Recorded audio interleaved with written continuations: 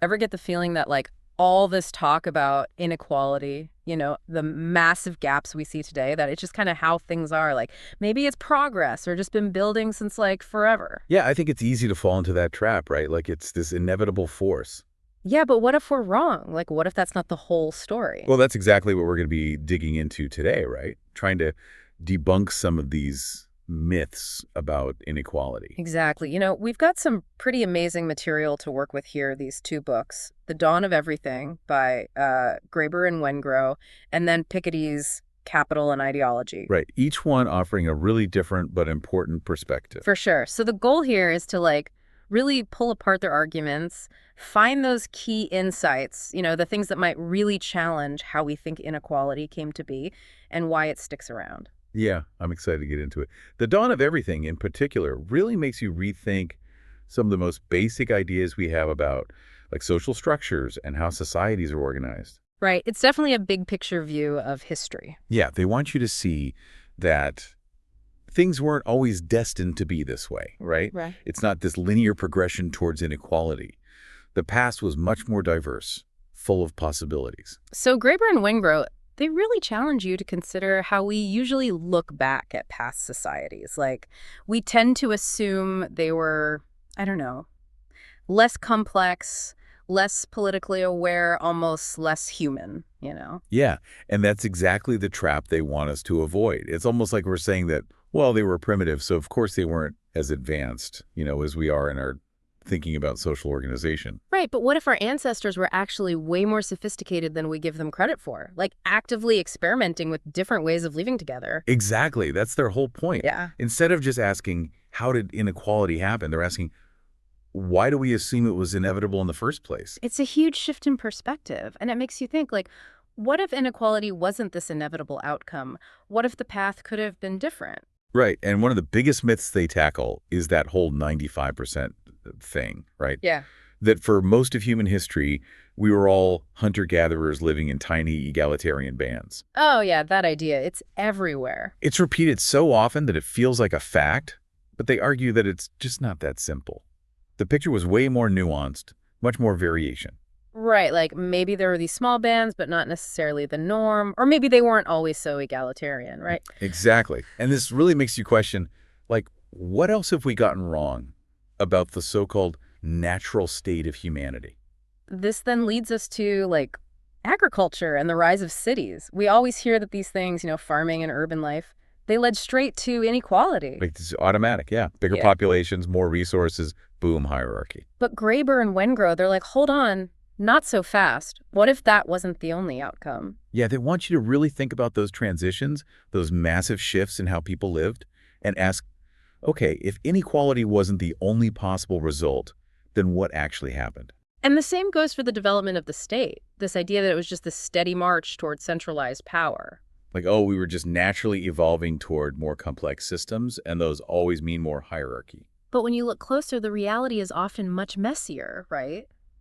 With all sorts of unexpected turns and twists. Yeah, and Graeber and Wengrow, they give us a lot of examples of different forms of governance coexisting, evolving in ways we might not expect. Yeah. It wasn't just a straight line from simple to complex, egalitarian to unequal. One of the arguments that really struck me was their point about European encounters with the New World. Like, we often think of that as Europeans imposing their views on indigenous populations, but they actually suggest it was a two-way street. Right, it wasn't just this one-sided thing. Like, the accounts from those encounters, they talked about these indigenous societies with completely different ideas about freedom, about equality, and those ideas, they influenced European thinkers, shaped the Enlightenment. It's a really important point, right? Because it challenges this idea that, the Enlightenment just popped up in Europe out of nowhere. These values, they had a history, a global context. It's almost like we've been telling ourselves this Eurocentric story of intellectual history, right? Where Europeans invented these ideas, but in reality, there was this whole other conversation happening. Right, and that conversation, it had a real impact. They specifically point to Rousseau, for example, whose essay on inequality is often cited in these discussions. Yeah, Rousseau, he didn't necessarily see the state of nature as some kind of perfect utopia. Right, exactly. He argued that forming societies, like any kind of sustained social structure, actually put limits on individual freedom. And the real turning point for him, the real fall from grace in a way, was the emergence of private property. Yeah, which is interesting because it ties in directly with how we view the origins of social inequality. Right. And here, Graeber and Wengrow highlight these Upper Paleolithic societies. We're talking tens of thousands of years ago. And they point to evidence of princely burials in these huge communal buildings. Which totally goes against the idea of those small, egalitarian hunter-gatherer bands. Right. Like, if everything was so equal back then, why are we finding these signs of social differentiation? And you get pushback on this, right? Some archaeologists, they argue that Ice Age Europe was hierarchical, just based on the idea that dominance is hardwired in humans. Like, it's in our nature to form hierarchies no matter what. Right. But Graeber and Wengrow, they challenge that assumption. They say, wait a minute, there's evidence of all sorts of social arrangements throughout history. We can't just assume hierarchy was the default. They also take on Boehm's idea of these long periods of perfect egalitarianism, followed by this sudden switch to hierarchy once agriculture comes along. Like, flip the switch, everyone suddenly decides to live in a stratified society. Yeah, exactly. And Graeber and Wengrow argue that it's just not that simplistic. They see humans as much more adaptable, able to create and change their social structures. Right. If we're truly self-aware and capable of making choices about how we live together, why wouldn't we find evidence of different kinds of social experiments throughout history? And that brings us to agriculture itself, right? It's often presented as this one-way street to inequality. Like you start farming, and boom, you need hierarchy to avoid the tragedy of the commons. Yeah, but they push back on that, saying, well, actually, there have been plenty of sustainable agricultural practices without private land ownership or overseers. It's that paradox, right? Yeah. We assume agriculture equals inequality, but then you see all these examples of people managing resources collectively and successfully. And even the timeline of plant domestication, it took thousands of years. It wasn't this overnight thing that forced everyone into new social structures. Yeah, and that really highlights how we need to rethink our assumptions about power and governance. Like, we often demand tons of proof for anything resembling democracy or egalitarianism in the past, but we take top-down authority for granted. It's like we assume hierarchy is the default, unless proven otherwise, which is a pretty biased way to look at history. They suggest we need to be more open to evidence of egalitarian systems, even in later periods where we have more documentation. And they give this fascinating example of Tlaxcala, a city at the time of the Spanish conquest. It was organized so differently from the Aztec capital, with no central palace, no massive temple. It sounds like a completely different kind of urban center. Yeah, they had these high-quality residences clustered around plazas, and a separate civic complex for assemblies. It points to a much more decentralized system. It's such a contrast to like the classic Maya, where everything we know is about the rulers and their rituals. Right, and it makes you wonder, what else are we missing? What other forms of social life existed that we just haven't found evidence for yet? Or maybe we have the evidence, but we're not interpreting it correctly because of our assumptions about hierarchy. It's a really important point. And even with the Maya, things weren't static. In the later classic period, you see women rising to positions of power as rulers, as spirit mediums. And then, of course, the whole system collapses. It makes you think about the relationship between different kinds of power and how societies maintain stability. Yeah, there's so much complexity there. And going back to the influence of indigenous thought on Europe, Graeber and Wengrow emphasized that those ideas about liberty and equality, they weren't just random cultural quirks. They were deeply rooted in specific political histories and debates. These societies had thought long and hard about power and freedom. Right, and they weren't just talking about individual freedom either. They had systems of mutual aid, political structures that emphasized equality. And all of that, it contributed to the broader conversation happening in Europe at the time. It wasn't just a one-way flow of ideas from Europe to the rest of the world. It was much more dynamic than that. So it sounds like Graeber and Wengrow are really pushing us to rethink this whole linear narrative of history, right? Absolutely.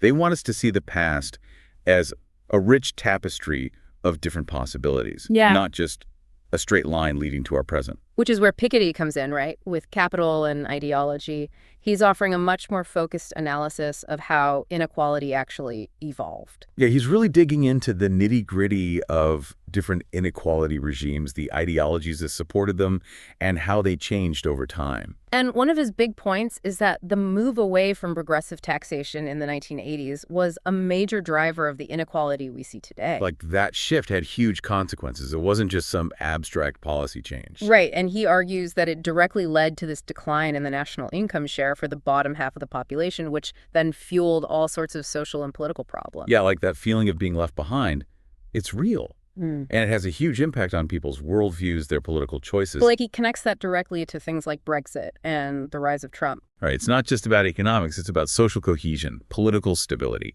And Piketty criticizes social democratic parties for not doing enough to address these issues. It's like these were the parties that were supposed to be fighting for equality, but they haven't come up with solutions for this new era of inequality. Yeah, and he asks why. Why haven't they been more radical, more willing to consider things like transnational tax policies or different models of ownership? And it's not like those ideas are new, right? He points to proposals from the French Revolution, like a progressive inheritance tax and income tax rates as high as 75% for the wealthiest. It's a reminder that radical ideas about redistribution have been around for a long time.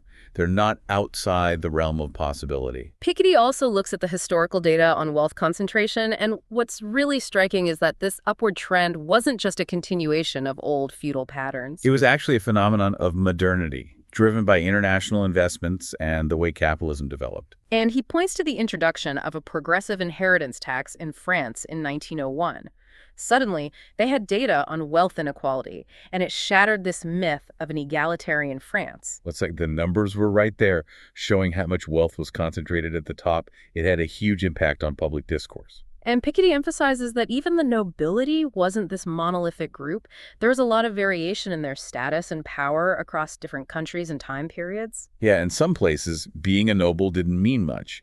In others, it meant controlling vast amounts of wealth and resources. Like in the UK, he talks about this fusion of aristocratic and proprietarian logic leading to this whole ownership-based society. And the limited electorate for so long with no secret ballot just shows how much power those elites had. And then, of course, there's slavery, which Piketty considers the ultimate form of inequality. And he's careful to point out that it wasn't just a European phenomena.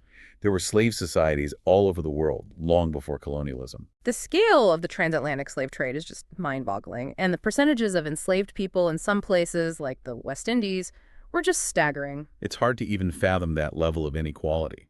And even when slavery was abolished, the compensation went to the owners, not the people who had been enslaved. It says a lot about how property rights were viewed at the time, right? Like the people who had been denied their basic humanity, they weren't even considered in the equation. And Piketty argues that this quasi-sacralization of private property was a major obstacle to achieving true equality. He also delves into colonialism, and it's interesting that the financial transfers from France to its colonies were relatively small compared to the military spending to maintain control. It's like the money was flowing in the opposite direction, right? From the colonies to the colonizers. And he points to the massive profits from slave-based economies like the British West Indies. And even in later periods, colonialism was still generating huge profits for European powers through international investments. It wasn't just about direct exploitation. It was about shaping the global economic system in their favor. He also gives this fascinating example of caste in India and how those identities actually adapted to the incentives created by British colonialism. It's like the British came in with their own ideas about social hierarchy, and it ended up reinforcing and solidifying existing inequalities in India. And they created these rigid caste categories for census purposes, which had a lasting impact on Indian society. It shows how even seemingly neutral administrative practices can have huge social consequences. Absolutely. And bringing things back to the present, Piketty points to this interesting shift in voting patterns, with the left becoming the party of the highly educated. Yeah, it's a big change from the traditional working class base. And he explores two hypotheses for this. One is the social hypothesis, the idea that less advantaged groups feel abandoned by the left. Like, they don't see those parties representing their interests anymore. And the other is the nativist hypothesis, that they're drawn to anti-immigration sentiments. Piketty argues that the social hypothesis is more important, but both factors are at play. And he points out the danger of politics becoming solely focused on borders and immigration when we fail to address the underlying economic inequalities. Like, if we can't talk about redistribution, then all that anger and frustration gets channeled into these other issues. And he points to the rise of these social nativist coalitions, like the Lega M5S in Italy, which combine anti-immigration rhetoric with promises of social welfare. It's a dangerous mix. But he's not entirely pessimistic. He argues that ambitious redistribution programs are still possible if we can find the political will. So I think what we're seeing here is that both of these books, they really challenge us to rethink some fundamental assumptions about inequality. Yeah, like, it's not just this inevitable force. It's a product of specific historical choices, power dynamics, ideologies. And if we want to create a more just and equitable world, we need to understand how those forces have shaped our present. Absolutely. We need to learn from the past to see the possibilities for different ways of organizing our societies. It's not about romanticizing the past, right? It's about recognizing that there have always been alternatives to the way we do things now. And that those alternatives might offer valuable insights for how we can build a better future. So if you're interested in really digging into these ideas, we highly encourage you to check out The Dawn of Everything and Capital and Ideology. They're both dense books, but they're full of thought-provoking arguments and historical evidence that can really change the way you see the world. And if you're looking for more deep dives into complex topics, be sure to subscribe to our show and join the conversation. We're always exploring new ideas and challenging conventional wisdom, so stay tuned for more. Thanks for listening. And thanks for joining us on this journey.